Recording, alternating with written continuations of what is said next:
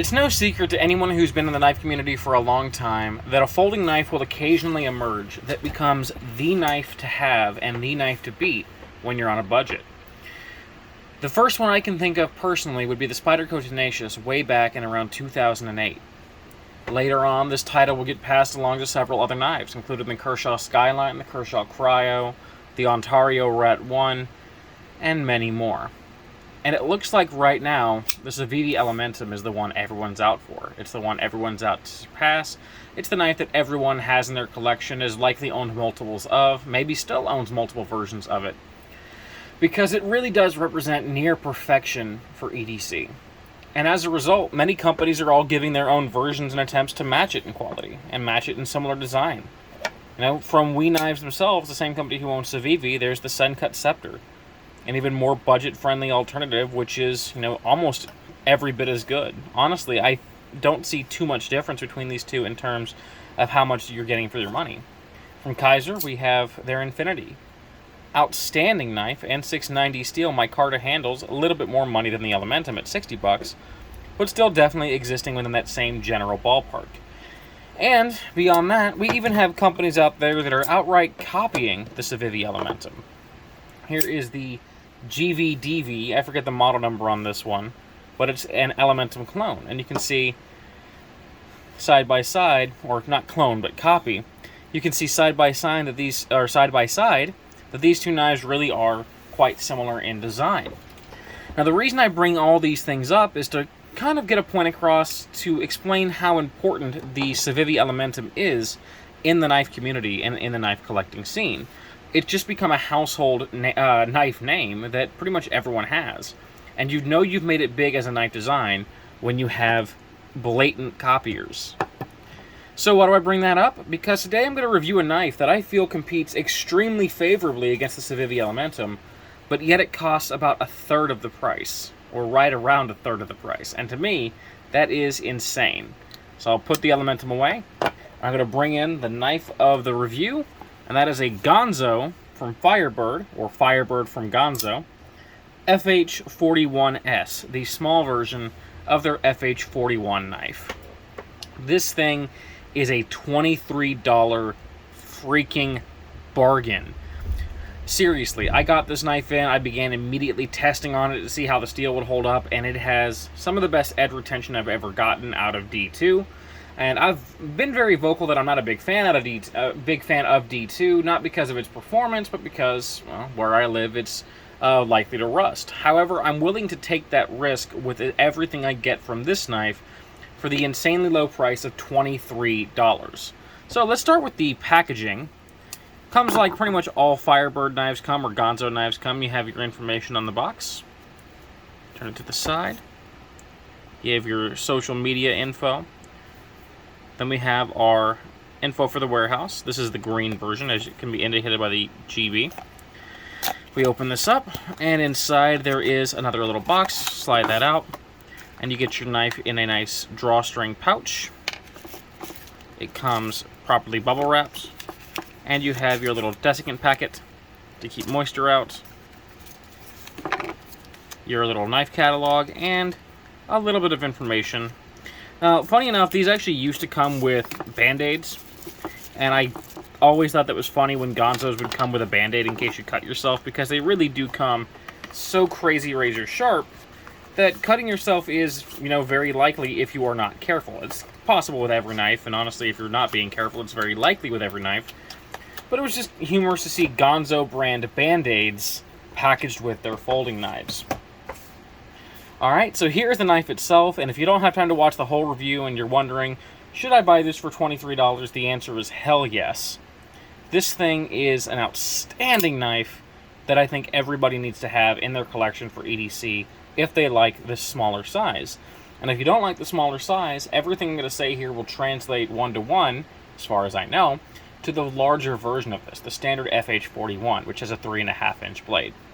So, all that said, let's start with the blade. It is a 2.9-inch blade made out of Chinese D2.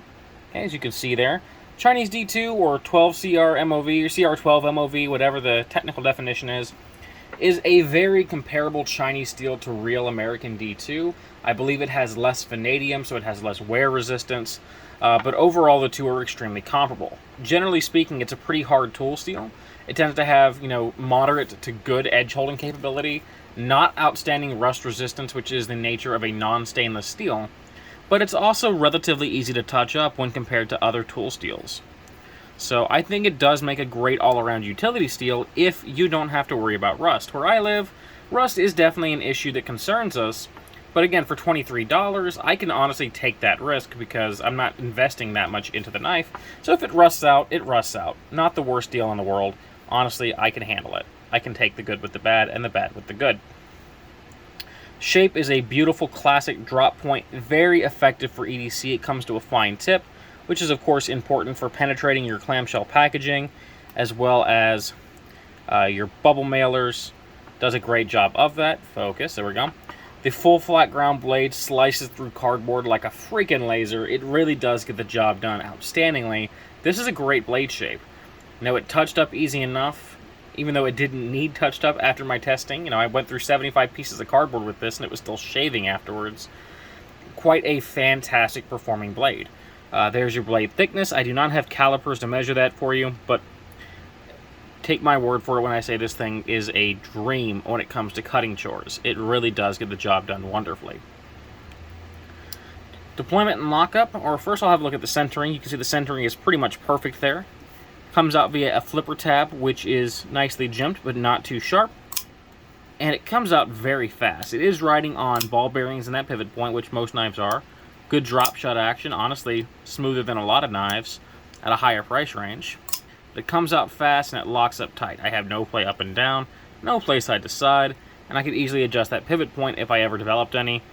And it is a double-sided pivot, so you can play with it on both sides if you need to, maybe in case your centering isn't quite as good or if it gets thrown out of whack. $23 knife, it's always possible that as time goes on, the centering gets less perfect. But the deployment and lockup is great. It is a liner lock. There is your engagement nice and early, so plenty of room for wear. And while it isn't a jimped liner, which I would have preferred, if you don't mind my dirty nails there, it is nicely contoured and there is a nice cutout for it, so it's easy to get your thumb in there and access and disengage. Though if I had to give a criticism against it, maybe I'd say that the fact that it's a polished liner makes it slightly more difficult to get a grip on it. Not by enough to complain about, but I guess it's technically something to be aware of. Handle is 4.1 inches long and made out of G10. You can get it in your choice of black, green, orange, or the kind of gray-blue that they do. I went with green because I don't have a lot of green knives, and it's just a nice typical polished G10. Not a ton of grip, but it's not slick either because G10, even in its polished form, does provide some grip. Honestly, it's an attractive material, and I like having the color options. I'm so sick of black on silver and black on black knives, so being able to get things in these nice colorations is such a breath of fresh air from how the hobby used to be a few years ago. Or I guess several years ago at this point. In hand, the knife is pretty damn ergonomic. I mean, I don't get too much hot spot here. Maybe just a slight bite in from that loop over clip, but less than I do from most loop over deep carry clips. And honestly, I don't really feel too much. It just intrudes a little bit on the palm there. You guys may know how I feel about loop over clips. They've never been my favorite, but many of you love them and will take that small hot spot in exchange for the deep carry nature of them. So in hand, it does feel very, very nice. We have some jimping top spine here. It's a more sharp cut jimping, so it locks the thumb in beautifully. You could try to choke up here, but it's not a finger choil, so you'd have to be careful for more control on the blade. Overall, though, I give Ergonomics a pretty solid pass. The liners are skeletonized, as you can see in there, and that does help to save some weight. Almost a full flow-through design. Small G10 backspacer. Weight on this is only 2.5 ounces, which is a remarkable lightweight for everything you're getting with the knife. I mean, sure, it's comparable to many other similar-sized knives out there, but it wasn't that long ago whenever a knife of this size would weigh, 3.8 ounces, because no one was skeletonizing anything. So, always cool to see. Clip is for right-hand tip-up carry only. That's the only real objective criticism I really can levy against it, because my issue with it being a loop-over clip and a D2 blade are just that. They're personal issues, they're subjective. But I do feel only having right-hand tip-up is an objective critique, because it means it's not swappable for lefties. I will show you how it rides in pocket, however. Pretty low ride, a little bit exposed, not too bad. And we do have a means to affix a lanyard. It is definitely big enough for 550 cord, and it goes into that G10 backspacer there. So you don't have to worry about something cutting into it or bumping into it, or it popping out of the inside of the liner when you go to attach the lanyard. Overall, the clip is decent. It is polished, and the tension is pretty good. Not insanely tight, but not weak either. Decent amount of clearance there from the pocket for thicker materials, and it doesn't have too much of a flare up on the end of the clip so that it starts snagging on seat belts, car doors, and everything else you happen to walk by when you aren't being careful. So, overall, what do I think of the Ganzo FH41S? I think it's a damn good knife for a damn low price. This thing is, in my opinion, an absolute EDC staple. $23. $23 for everything you're getting here. The build quality is fantastic. It feels great. The edge retention is superb. You get options in what color you get it in. It has the clip design that most people love, even if I don't. A blade steel many will prefer, even if I don't prefer it. And the blade that blade steel, in this case, that particular D2, held up incredibly well. Testing this against San Ranmu D2, the GTK 24's D2, and a few others, this actually had the best overall edge retention out of the entire lot. It had the best D2 of the bunch. How much is that saying? I don't know, but it does tell me that it is a very solid steal for the price range. Again, 23 bucks. I can't harp on that enough. 23 freaking dollars for a knife that competes favorably against $50, $60, $70 knives. And it does. It absolutely does. Before I get into the competitive options, I do want to quickly mention that many people do say this looks like a copy of a knife called the Shamwari. However, I personally don't see it. There's a lot of design differences between the two, including jimping, method of deployment, method of lock, handle materials. There's completely different contours around the handle. The blades are pretty similar, but I mean, this is really just a drop point blade, a classic drop point blade. Tons of knives have this. And when I look at the Shamwari, it looks more like a Sabenza handle than it does like this, personally.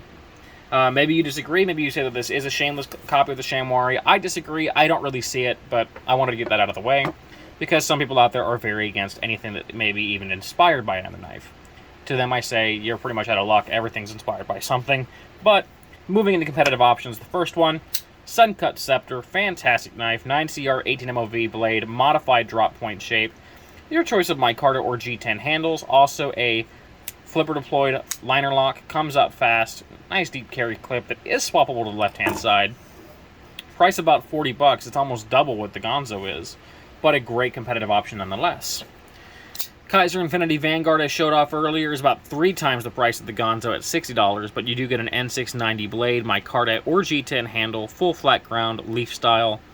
Also a right-hand tip up carry only clip. Show that off. There you go.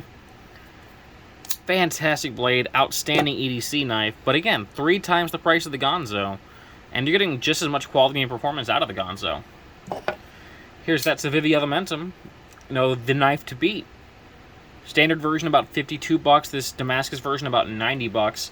I can't speak for how Civivi's D2 holds up in comparison to Ganzo's. Maybe I'll get a regular Elementum and do a side-by-side with them just to see.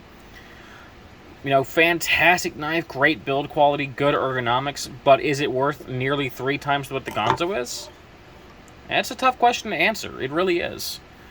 Let's see, got the Camillus Pristine here, VG10 blade, stainless steel and G10 handles, not a flow-through design, much larger and worse clip, honestly, but a great blade, about 56 bucks is what that'll run you in the current market. So, looking at the Ganzo in the middle, it is by far the cheapest out of everything shown here, even against the incredible value that is the Untitled Chapter.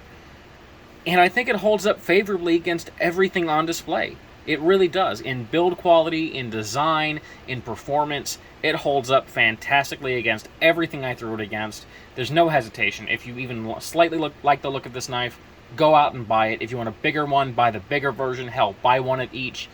Put them both in your EDC rotation, big and small. It's a great blade that I think everybody should have in their collection. So, that is my review of the Ganzo model FH41S. It is a fantastic value that is very hard to beat. 11 out of 10 all day long. Hope you guys enjoyed. I hope you enjoy the rest of your day. And until next time, peace, and I will see you later.